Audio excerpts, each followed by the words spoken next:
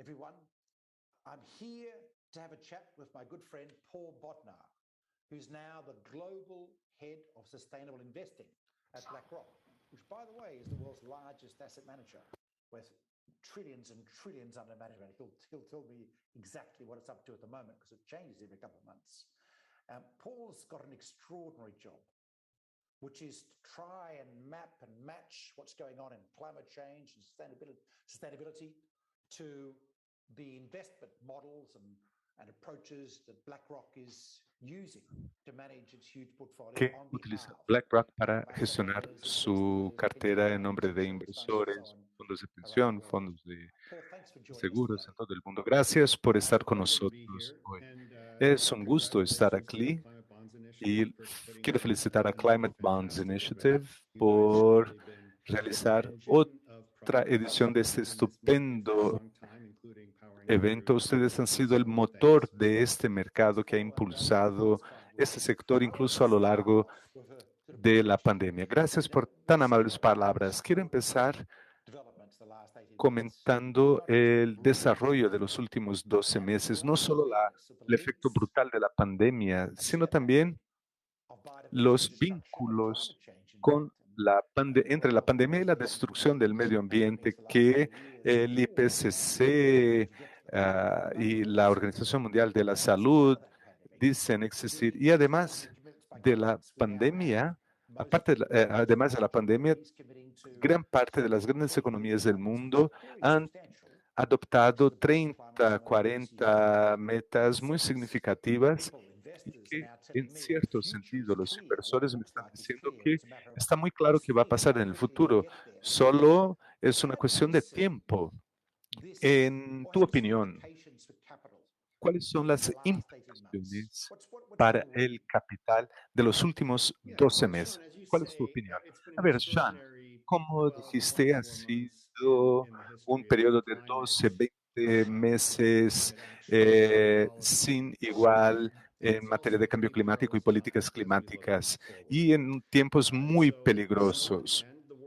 Por un lado, el mundo se ha unido en torno a un cierto consenso en mantener la elevación de la temperatura a 1,5 grados Celsius y a alcanzar para el 2050 la neutralidad de carbono. Y esto se ve no solo entre el gobierno, sino también en el sector privado. Y este es un financiero privado y esta es una gran diferencia entre lo que pasaba en el pasado, hace 16 años, cuando el cambio climático era solo una cuestión de clima y el Acuerdo de París era un proceso de tanteo para crear un marco que se aplicase a los gobiernos. Y bueno, desde luego que los gobiernos son absolutamente necesarios y no podremos enfrentar este problema sin contar con el liderazgo político en gran medida. Pero lo interesante es que en los últimos años hemos visto una motivación por parte de los actores más allá del ámbito gubernamental, o sea que esta empresa ahora incluye instituciones financieras y el sector corporativo. Eso es bueno. Aún, aunque yo pienso que en materia de compromisos, Sean, vemos una gran variedad de metas, de compromisos versus metas, versus planes reales y versus entre estar trabajando efectivamente. Bueno, sí, ese es un reto real. Estamos hablando mucho acerca de esta idea de los compromisos para el 2050 y el 2030. Hay mucho escepticismo por parte de todos debido a los motivos mencionados por ti. Pero sin embargo, por lo menos tenemos ese compromiso. Y como dijiste, va mucho más allá de los gobiernos. Los gobiernos no pueden hacer nada solos. Necesitamos contar con empresas, inversores, con toda la sociedad para lograr un cambio efectivo. ¿Dónde nos encontramos ahora? De verdad,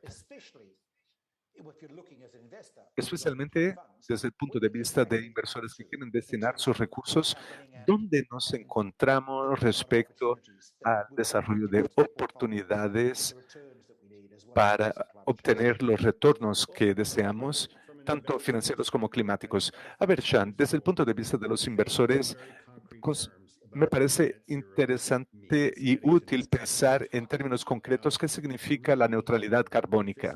Estamos hablando de rediseñar la base física de los activos de la economía global. Y simplemente eso, porque a través de todos los sectores que se nos ocurran, sea en la cadena de suministro o en la generación de energía o en transporte, cemento, químicos, todos los sectores, el problema que enfrentamos es que tenemos activos físicos como automóviles, plantas, edificios comerciales que prestan servicios reales a la economía y queremos que sigan haciéndolo a medida que ampliamos y extendemos estas oportunidades económicas a un número mayor de personas en el mundo, a la vez que descarbonizamos la economía. Por lo tanto, hay que reformar todas estas tecnologías a una velocidad, a un ritmo sin precedentes, porque lo que nos dice la ciencia es que para alcanzar las metas para el 2050 y mantener la elevación de la temperatura en un 1,5 grados, tenemos que reducir a la mitad las emisiones globales para el 2030 y hacerlo para el 2030 requiere un ritmo de trabajo que nunca se ha visto antes. O sea, hay mucho más que oportunidades financieras. Las empresas, las tecnologías, nuevos modelos tecnológicos se tienen que crear y que sean capaces de entregar las soluciones de transporte o de calentamiento o agrícolas para el futuro, soluciones de adaptación. Ese es el lado de la oportunidad. El lado difícil de todo esto, Shan, es qué vamos a hacer con todos los activos que tenemos hoy, que la ciencia nos dice que hay que sacarlos de circulación lo antes posible, antes de su ciclo de vida esperado. Entonces, al analizar la estructura de determinado activo, ahora nos están diciendo que tenemos que cerrar todas las plantas de carbón en el mundo. ¿Y qué vamos a hacer con esos activos? Y la lista sigue expandiéndose a distintos sectores de la economía, de manera que acelerar el cambio de activos tiene esta dimensión y la dimensión de riesgo de gestión de activos. Y como dijiste, la cuestión clave es el ritmo. Sabemos hacia dónde vamos. Nuestro recorrido ha sido establecido, es alcanzar la neutralidad carbónica, pero no somos indiferentes a la velocidad, no podemos ser indiferentes a la velocidad a la que avanzamos. Alcanzar esas metas depende de la velocidad y la velocidad es la parte más difícil. La reducción en las emisiones de CO2 que ocurrieron en el año pasado durante la pandemia del COVID es el ritmo de reducciones que necesitamos para el 2030 para que logremos alcanzar la meta de 1,5 grados. Y la reducción en emisiones que vivimos el año pasado fue un trauma porque la economía mundial fue puesta en coma inducido y eso no es algo que les interese a la gente, le interesa a la gente del mundo. Y el reto ahora es que tenemos inversiones, oportunidades de inversión a nuestro alcance y a la vez un cronograma incierto. Y ese es el reto que tienen que enfrentar los inversores. Saben hacia dónde avanzar, ha sido trazado ya el recorrido, pero no saben si la adopción de vehículos eléctricos va a ocurrir despacio o rápido. Además, hay dependencias que pueden complicar esto, como por ejemplo otras complejidades, por ejemplo, que hacen toda la diferencia, por ejemplo, en los sectores de cemento, de acero. Es difícil, ¿no? ¿Cómo demonios vamos a salir de esta situación? Bueno, una cosa que se me ocurre y que creo que será discutida en el próximo panel es aprender a pensar en el futuro en términos de cómo debería ser y cómo va a ser. Este año, la Agencia Internacional de Energía publicó un informe importante y si como inversor lo lees, vas a ver varias métricas pertinentes para los inversores que hablan de la capacidad de generación o de la participación de nuevos vehículos o células, combustible en los vehículos. El problema es que esos son números normativos de cómo el mundo debería ser. Ahora bien, el mundo es capaz de llegar al 2050 alcanzando esas metas y así va a ser el mundo si alcanzamos esta meta. Pero en todo caso, esto nos ayuda a navegar entre el escenario, el peor escenario que fue difundido por el informe del IPCC y una visión más granular de exitosa que fue presentada en el informe de la Agencia Internacional de Energía. Pero, sin embargo, no está claro si vamos a tener éxito en alcanzar la meta de 1,5 si no actuamos juntos y rápido en todas las esferas de la economía mundial, incluyendo políticas, ciencias y consumidores. Mencionaste antes que una de las señales de esperanza son las colaboraciones a nivel de industrias y sectores que no existían hace 2 años. ¿Puedes comentar un poco más? Danos esperanza, fúndenos esperanza, por favor. Sí, por supuesto. Yo creo que estamos frente a un gran desafío que consiste en tratar de hablar de cosas que pueden ser benéficas para nosotros si ponemos en marcha una transformación de la industria global a un gran ritmo sin precedentes y hasta recientemente dependíamos de las antiguas tecnologías en las relaciones internacionales y en el ámbito de la cooperación internacional. Para hacer eso, lo que me da esperanza es ver formas completamente distintas de cooperación internacional surgir como respuesta al desafío climático. Mencioné antes que los compromisos de neutralidad carbónica tienen que calar todos los sectores y estar presente en todas las iniciativas que tomemos, sean sectores financieros o de seguros.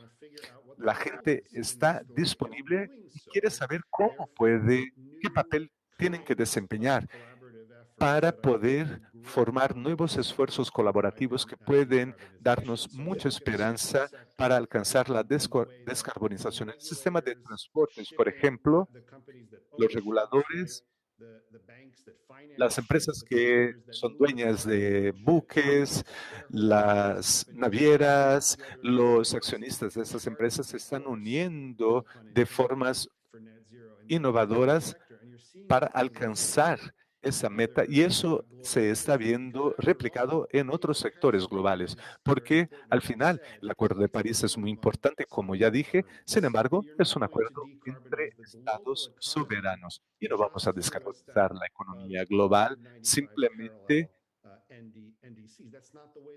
con 190 NDCs. No funciona así el mercado global. Hay grupos globales de inversores, hay áreas tecnológicas compartidas.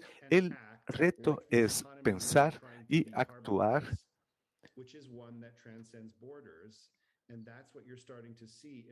de manera transfronteriza y esto estamos viendo en estas plataformas centrales que aunan empresas, accionistas, bancos, clientes, proveedores y reguladores, quienes juntos influencian los resultados. Entonces estamos trascendiendo este marco binario para encontrar nuevas maneras de solucionar este problema. Paul, mencionaste que este es un trabajo muy grande para hacer que la economía mundial cambie de rumbo.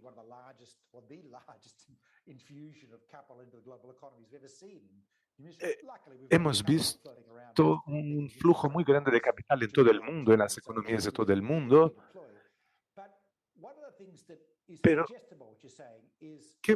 una de las cosas que sugieres es el cambio mundial, el cambio de destinación de capital en el mundo. Vemos que en China y en Alemania, en varios países, eso está pasando y es posible desplazar ese capital y colocarlo donde sea más necesario. ¿Es esto posible? ¿Usted cree que es posible que haya más colaboración y más involucramiento entre las principales economías para que esto sea posible? ¿O será que algunas economías van a ser excluidas porque no están promoviendo este cambio? ¿Qué podemos decir acerca de esta integración? Bueno, desde el punto de vista de BlackRock, se trata de nuestros clientes. Estamos trabajando al lado de nuestros clientes para comprender este escenario y para evaluar cómo pueden lograr una mayor sostenibilidad en el futuro. Eso es lo que estamos haciendo a través de todos estos países y estamos convencidos del por qué esa es una jugada inteligente y de por qué los clientes en su conjunto van a beneficiarse de esta transición hacia la neutralidad carbónica. El Acuerdo de París nos mostró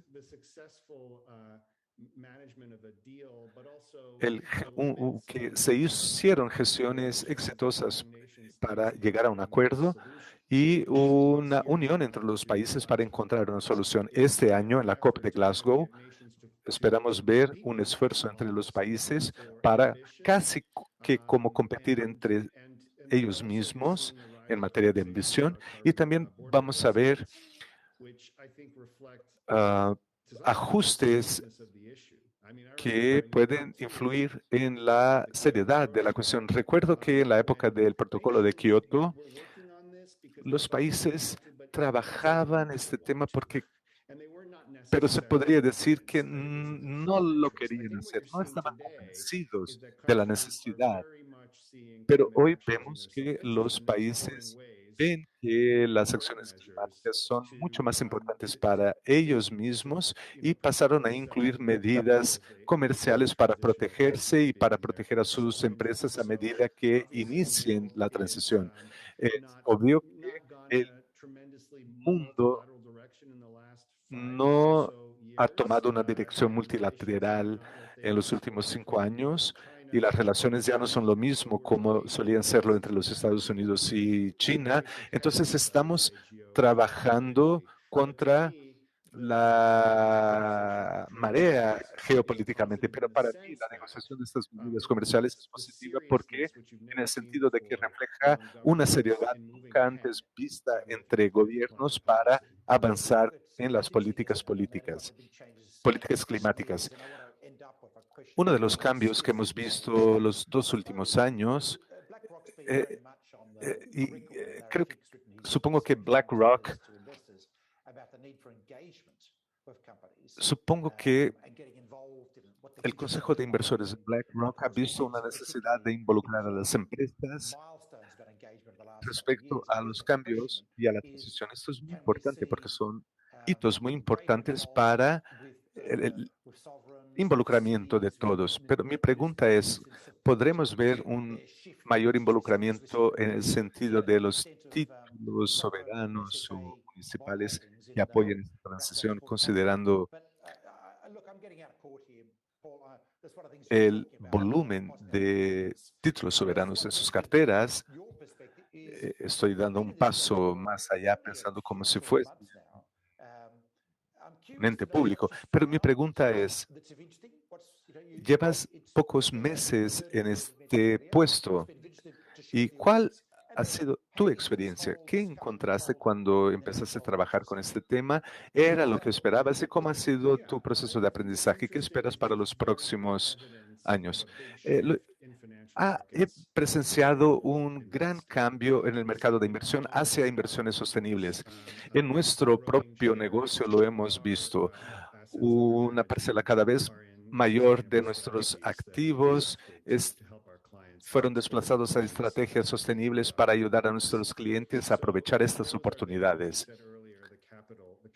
El capital existe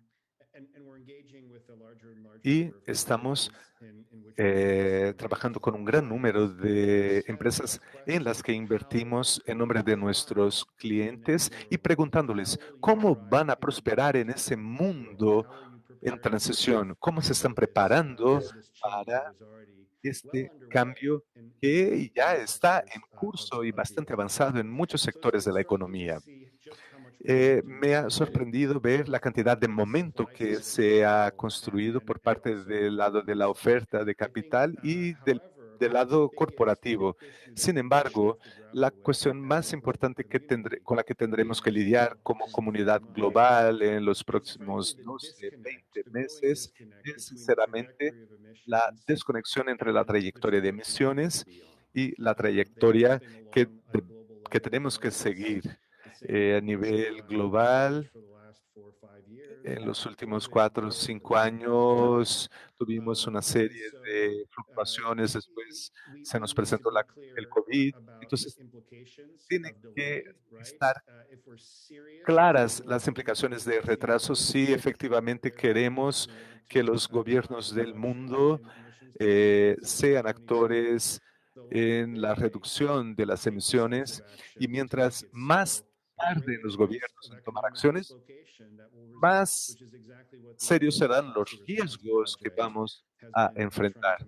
Y nuestra empresa ha estado intentando mapear estos riesgos y esas son las oportunidades y peligros que tendremos los próximos 12 o 20 años.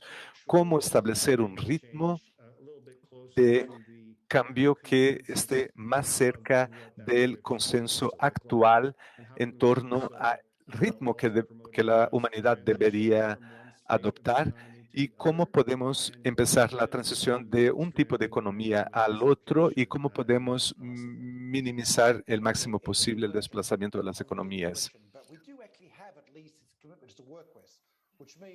Tenemos lo necesario para trabajar, me parece que para inversores quiere decir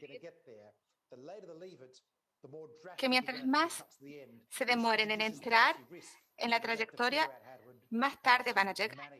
Entonces, que tienen que tratar de ver cómo van a arreglarse en su portafolio. Bueno, debo decir, Paul, que has hecho un trabajo fantástico. Y una cosa que puedo decir es que todas las personas que se perdieron esta conferencia, que también van a decir, anda, Paul, ándale. Buena suerte con el trabajo extremadamente importante que están haciendo. Buena suerte con repensar en cómo lidiar con este problema y gracias por estar con nosotros hoy. Ha sido un gran gusto hablar contigo. Gracias, Sean.